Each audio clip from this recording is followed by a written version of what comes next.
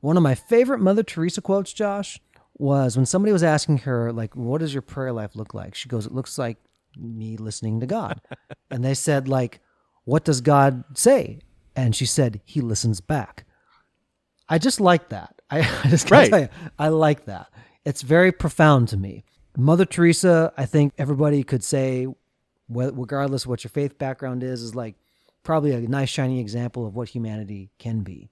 And she listened, and God listened back. Right. So, can we do an episode called like The Art of Listening or something? Well, we can. Do you want to? Well, I'll listen to you on this. And Brian, I'm listening. So let's do this. And listening is caring. So launch out on the loop with us today as we discuss the art of listening on Curiosity Continuum. I always think like we're infringing upon like Fraser's copyright or something. You know, when he's like, oh, yeah. And I'm listening. Oh, yeah. Actually, we need to talk about that in the thing. It's a pop culture reference. Yeah. All right. Hey, everybody. This is Brian. And this is Josh. Welcome to the podcast for Curiosity Continuum. Curiosity Continuum is an ever-growing collection of content designed to ignite your creative talents, power up your critical thinking skills, master your world by learning the essentials needed to thrive in this century. We share conversations that explore, examine, and reframe practical topics that help you learn something new and apply what you already know in a new way in a constantly changing world. Be sure to hit subscribe in your favorite podcast app to receive notifications of new content.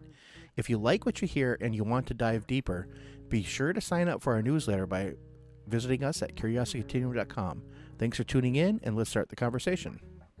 So what happens when you start to hear the intro music is that Josh and I will sometimes riff back and forth or sing along. You don't ever hear that because it gets buried in the edit somewhere. Usually, yeah. But Josh reminded me of one of my favorite shows from the 90s, which is Frasier. And he always says, you know, hello, caller, I'm listening. And then they would start to pour out their heart, which is lovely. I mean, so, and it was always kind of funny, like what mood Frasier was in or what he was dealing with in his, portrayed personal life that made him, right. More susceptible. It was a comedy, yes. It was a comedy. Yeah. It exaggerated things. Let's start off by saying this. If you hear somebody and you listen to somebody, they are very different things. Absolutely. And I do this sometimes in my own life, Brian. Like when somebody's speaking to me and talking to me, I say, I hear you. I've figured this out after many years. I'm really saying is I'm listening and processing what you're saying to me. Because sometimes people just want to talk to you and they just want that interaction, like that validation that what they're saying is important. Yes. And I'll say this also, when you have, especially for guys, and I'll talk about me because I'm that guy. Sometimes my wife is talking to me and like I start to do like, how do I fix this? Right. You think I'd learn by now. It's in my nature. Yeah, I'm that way too. And she's like, I just want you to listen. Just listen to me. Like, yeah, because that's actually showing care. I'm not trying to game it. So like, this is now what I'm going to say because I've listened enough. Sometimes there's a really uncomfortable silence that follows because you don't have to be shiny and all together. You just have to listen. But it's a really uncomfortable place when sometimes you don't feel like you have the last word in something. Also, I think that, and get back to the marriage thing or guys in general, I think guys always want to fix stuff. So like when somebody's like saying something to you that this happened, this is terrible, blah, blah, blah, your immediate thinking is like, I want to fix this. So here, do this and this and this to fix it. And then you won't have that problem anymore. Right. And it took me many years, Brian, and I'm still learning that sometimes my wife as well is just saying this stuff to me for me to listen to her. Yes. And I need to just be like, okay, you just want me to hear your problem. You don't want me to fix it. Right. Yeah. Because that is fixing it in some ways. It's because you've heard somebody's heart. Right. You've heard what's on their mind. I've really stopped trying to ask people how they're doing if I really am not invested in understanding how they're doing. Right. Because as a society, it's a polite thing to say, well, I'm fine. How are you? When in general, most people don't really care. Yeah. I mean, they're just doing it because it's polite. Yeah, they're just doing it because it's polite. I think, honestly, the best thing I always ask people is, like, people are like, how are you doing? I go, always good. And I've started using that a lot in my everyday life, and it's funny because a lot of people say, it is always good, isn't it? And I said, yeah, unless you make it not be good. Because a lot of times perception is like 99% of if your day is going well. Mm-hmm. Like there might be some stuff that happens to you. It's Monday, you got off a long weekend or whatever, and you're back at work. Look, nobody wants to be there. Because, like I always say, like when people call out sick on Monday, I always tell my boss, well, why would they ruin a perfectly good weekend by coming to work? And that's kind of like that's the truth, right? Yeah. So you kind of get to that point where you're like, okay, let's get through this together, right? Yeah, fair. Yeah. Very fair. I have a friend from another country, from Europe. And so when she moved here, and like the attendant at the grocery store said, "How you doing?"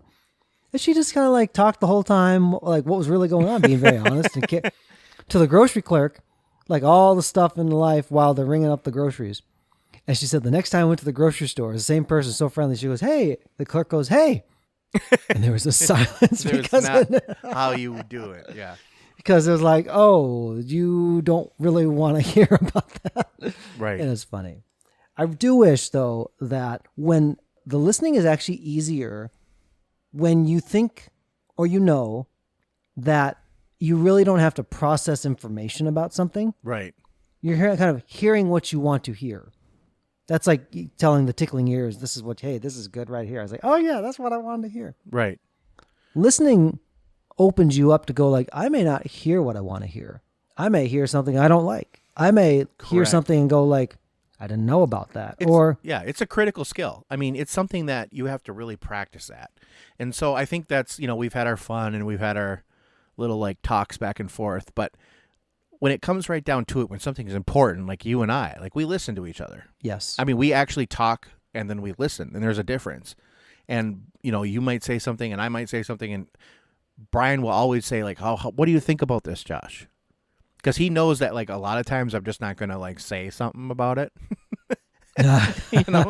And Brian will always say his mind on pretty much everything, even if I don't ask him to. So I know, and I'm good with that because I know Brian, and so it's okay. It's like, and we're good friends. So it's like, I expect that level of honesty, but a lot of people don't have that. So you have to start the skill. You have to actually start learning how to do. Yeah. And so to Josh's point, like he's wired a little bit different than me. I got to drag it out of him a little bit. He's got to like hit the edit button on the podcast to like stop it.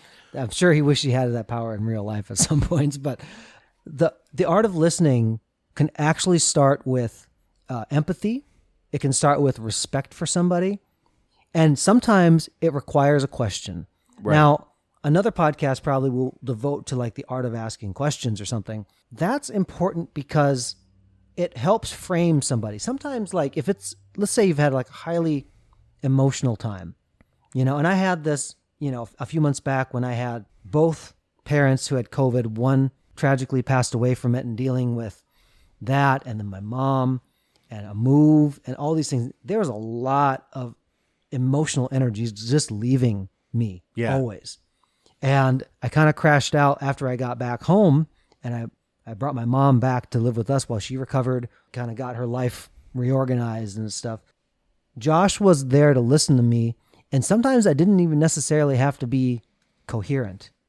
I just needed to hear a friendly voice to go like, man, if he said like, man, like he might say on text, like, man, don't want to bug you, but what's going on?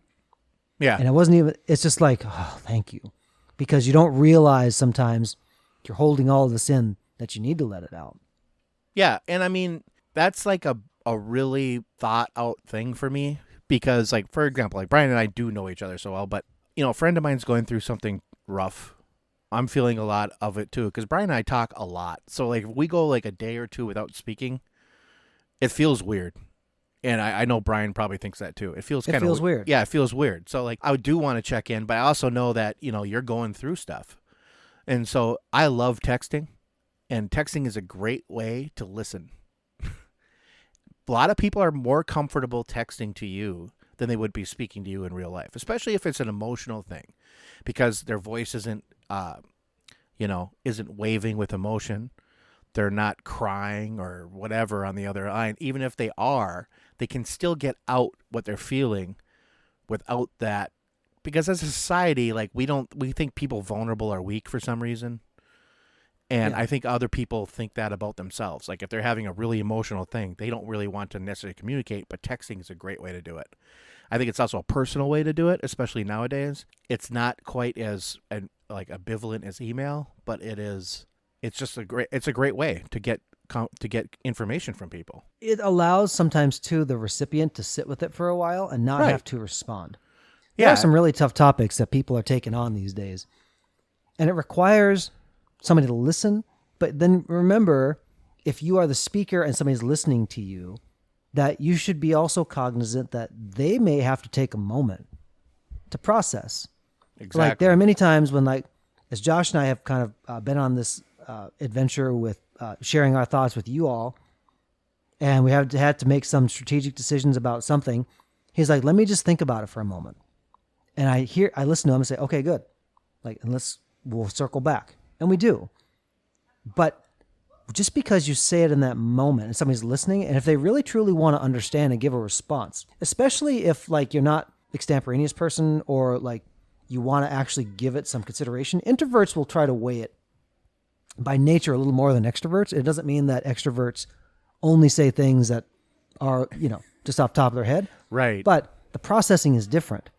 And so allowing that space to listen back and to have them sit, that's a skill also because that requires patience that in the listening, it actually is sequencing correctly in the brain. Yeah, and like Brian mentioned, like how extroverts and introverts think a little bit. I'm much more introverted than Brian, even though I've come off to a lot of people as being like an extrovert sometimes.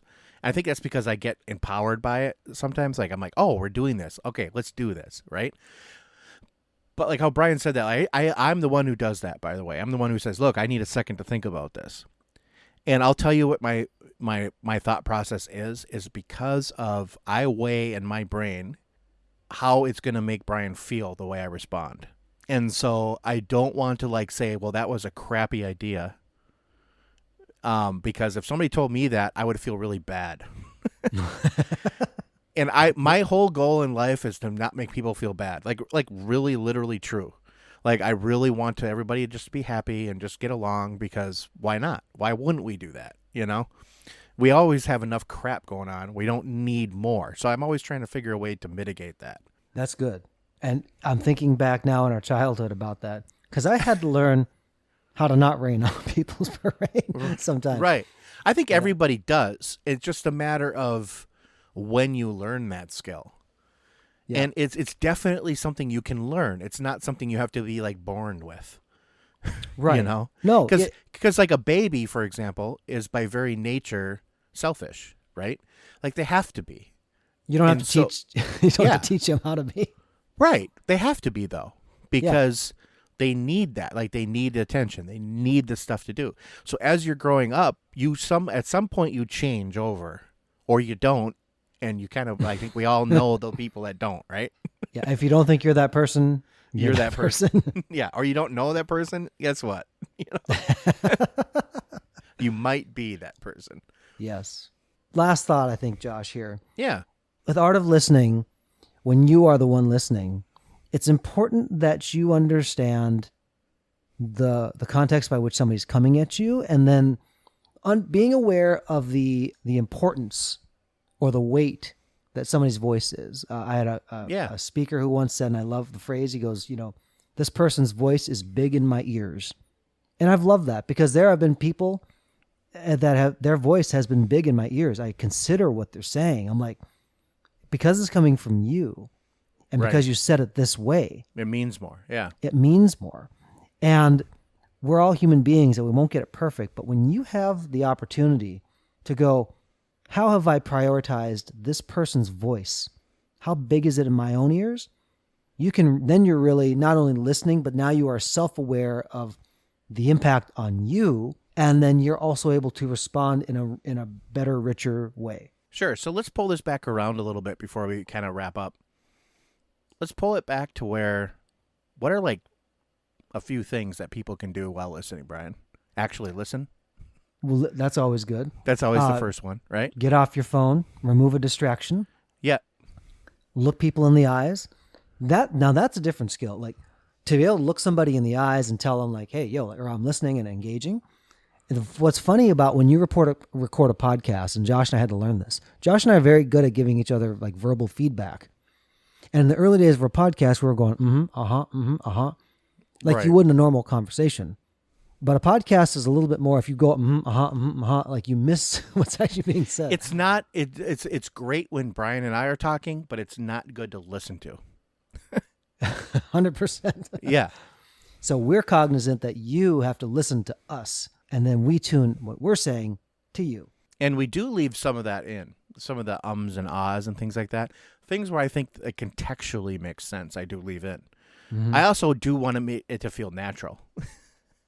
So that's another little like snippet into my editing process there. Fair statement. Josh, should we put a comma here? Yeah, I think this is good, comma. Okay.